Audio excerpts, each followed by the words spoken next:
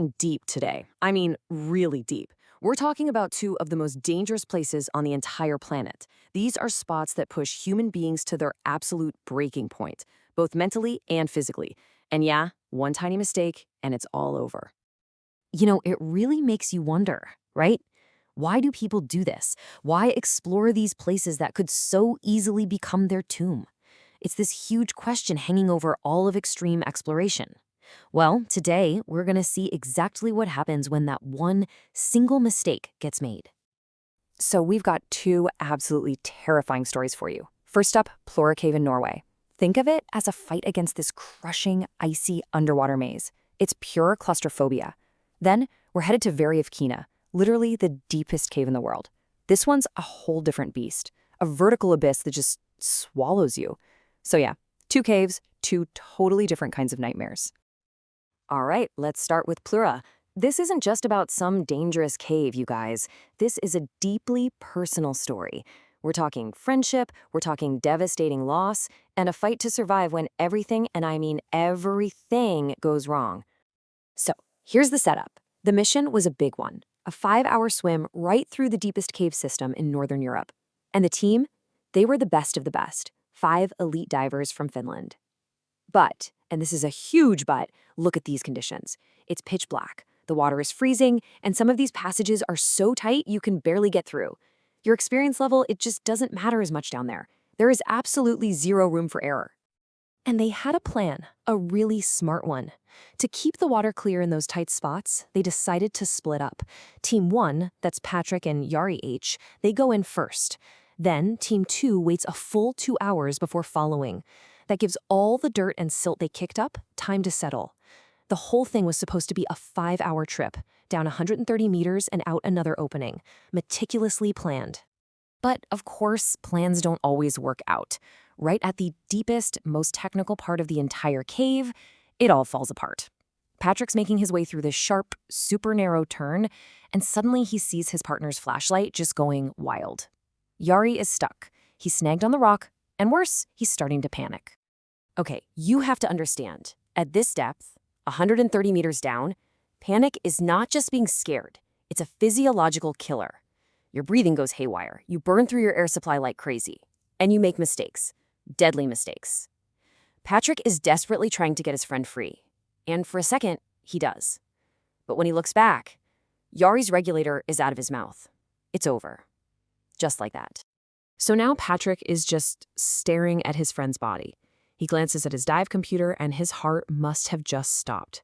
His decompression time, that's the time he has to wait on the way up to avoid getting the bends, which can kill you, it shot up from the planned 120 minutes to 400 minutes. 400. He's now looking at a 9-hour trip to the surface, and every single second he stays down there, that number just keeps climbing. He has no choice. He has to leave him. He has to go. But the nightmare is just getting started. As he pushes forward, the second team is swimming right towards him, completely unaware. Vesa, who's leading that second group, sees the commotion up ahead, and then he sees it. Yari's body, stuck, blocking the only way through the passage.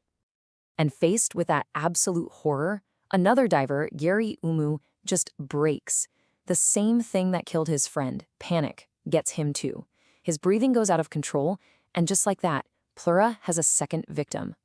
The last diver on that team, Kai, has no choice but to turn around and go back all alone, while Vesa, in this incredible act of sheer will, somehow manages to force himself past his friend's body to keep going forward.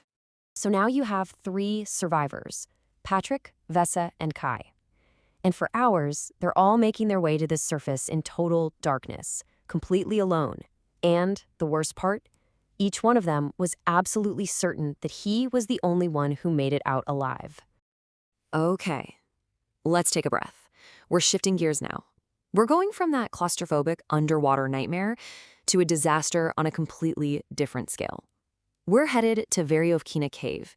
It's the deepest cave on the planet. And here, the enemy wasn't inside their own heads. It was the raw, unstoppable power of nature. So back in 2018, this international team decides to explore Kina. And just to give you a sense of scale, this place is deeper than stacking 7 Eiffel Towers on top of each other. Seriously, More people have been to space than to the bottom of this cave. Their mission was all about science, taking pictures, but just getting down there was a monster of a task, a multi-day journey with every single person lugging over 30 kilos of gear. And they made it! After 4 brutal days of descent, they set up camp at the bottom. And for 6 days, everything was perfect. The mission was a huge success. They were finding new passages, taking photos of this incredible turquoise lake. They were even collecting samples of creatures that live in total darkness. Everything was going exactly to plan. And then, day 7, they hear something, a sound that just should not exist 2 kilometers underground, a deafening roar. At the same time, 2 of their teammates who were already on their way up radioed down with a chilling warning. The cave is flooding. At first, they're not freaking out. Little floods or pulses can happen. But this was different. Just moments after that radio call, water explodes from a chasm right next to their camp. This wasn't a pulse. This was a full-on deluge. They'd waited just a few moments too long, and now the deepest cave on Earth was filling up like a bathtub, and they were at the bottom. What happened next was just an insane fight for survival. Getting out of this cave was already going to be tough. Now it was a vertical climb straight up into a raging underground waterfall. The team's photographer, Robbie Schoen, was the one who led the way out, and he said the force of the water crashing down on them was so strong it was hard to even take a breath. Think about that. Every single meter they climbed was this exhausting, freezing battle against a torrent of water that just would not stop. It took them 4 agonizing days to get out. After that first desperate climb, the whole team managed to get together at a higher camp, just soaking wet, freezing, and exhausted. They had to wait there for 20 hours while the flood just raged below them, praying it would calm down. Then, it was time for the final push. Another multi-day climb, pulling themselves up ropes with waterfalls crashing down on them, all the way back to the surface. So you have these 2 incredible, harrowing stories of survival. What do we actually learn from them? Let's zoom out for a second and really break down what happened here, right at the edge of the abyss. When you put these 2 side by side, the difference is just striking, right? Plura was a battle against yourself. It was about that internal demon, panic in a tight, inescapable space. Veryovkina, on the other hand, was man versus nature, a straight-up fight against an overwhelming force. And the outcomes, in Plura, that psychological pressure was fatal. 2 people died. In Veryovkina, even with the insane physical danger, their teamwork and sheer grit meant everybody got out alive. 0 fatalities. And what this really highlights is that in these extreme environments, disasters usually come down to a few key things: human error, equipment failure, or just the raw power of nature. You can see how it breaks down here. In Plura, the biggest factor was human error, the panic, along with a bit of an equipment snag. But in Veryovkina, it was 100% a force of nature they couldn't control. It really shows you just how razor-thin that line is between a successful trip and a total catastrophe. But despite all the differences, there's one thing both these stories show us loud and clear: the incredible resilience of the human spirit. The will to live is just so powerful. Whether it's one person's lonely, agonizing climb out of an icy tomb or a whole team working together to escape a flooded abyss, it's just a profound testament to what we're capable of when we're pushed to the absolute limit. And that really leaves us with one final big question, doesn't it?